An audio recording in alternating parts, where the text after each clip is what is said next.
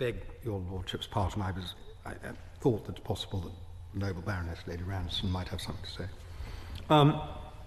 My Lords, may I speak briefly to this group of amendments and say, first of all, that I thought the speech just made by the noble Baroness Lady Pigeon was extremely sensible and contained a great deal with which I would agree. It asked a series of very important questions of the Minister. I do know, I've been around just long enough to have realised that actually getting answers to questions in a committee of your Lordship's House is a pretty remote prospect. But I do think the questions are of such importance that the Minister might make a bit more than the normal effort in order to address them. Could I draw attention first to the amendment in this group standing in my name, which is number 49, which raises the question of the minimum service levels, which the last Parliament enacted as means for ensuring a continuity of service, some service, on the railways if strike action were to take place.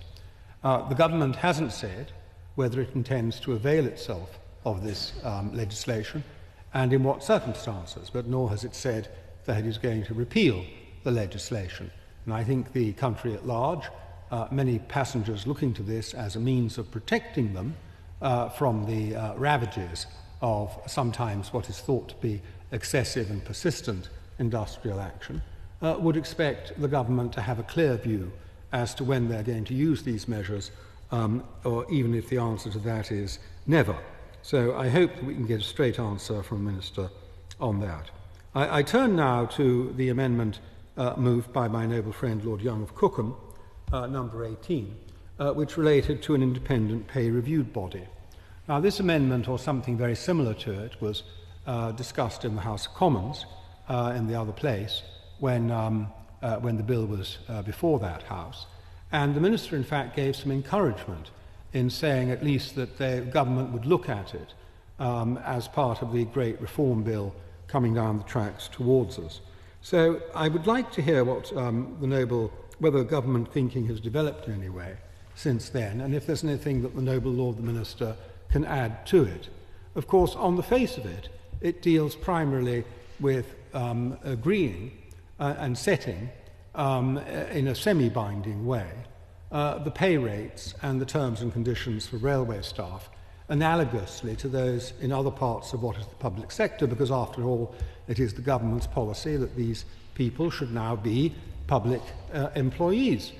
They should be part of come under a single employer and a single brain and a single wallet. And so it would be an independent pay review body along those lines. But my noble friend Lord Young of Cookham took it in another direction and as well, and that is a very interesting point, and a point also made by noble Baroness Lady Pigeon, which is how is the government going to amalgamate, smooth out, harmonise the varying terms and conditions and rates of pay that exist amongst the different train operating companies as currently constituted, as they bring them under this great big umbrella. Is there going to be a levelling up all round?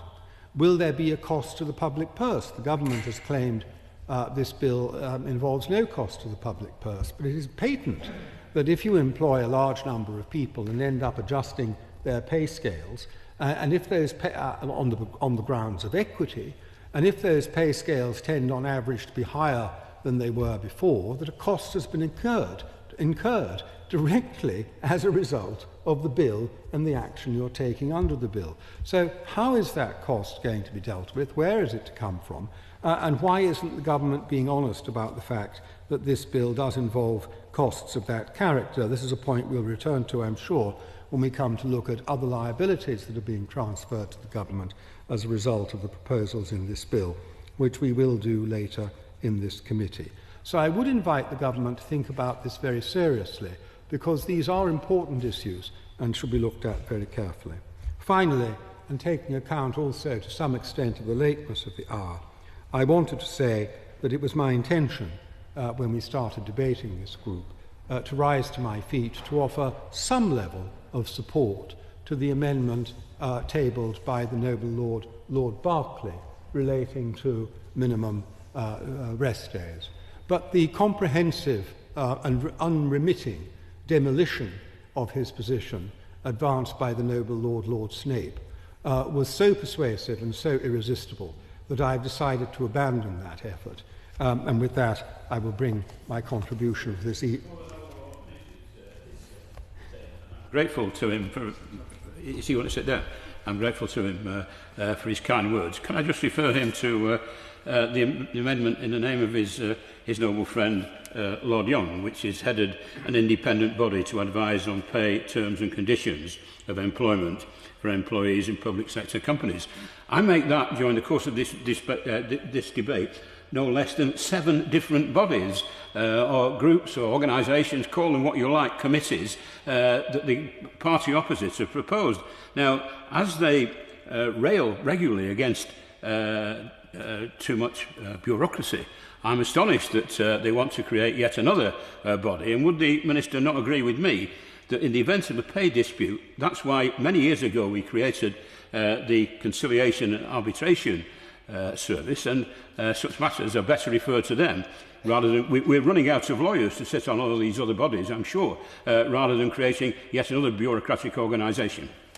I'll only say in response to the noble Lord that 7 will be a fantastically tiny number compared to the number of internal boards, committees, liaison bodies and so forth that Great British Rail is likely to require in order to explain to itself what it's doing before it even gets round to explaining to the public what it's actually up to. So I regard 7 as a very modest and economical number. My Lords, thank you.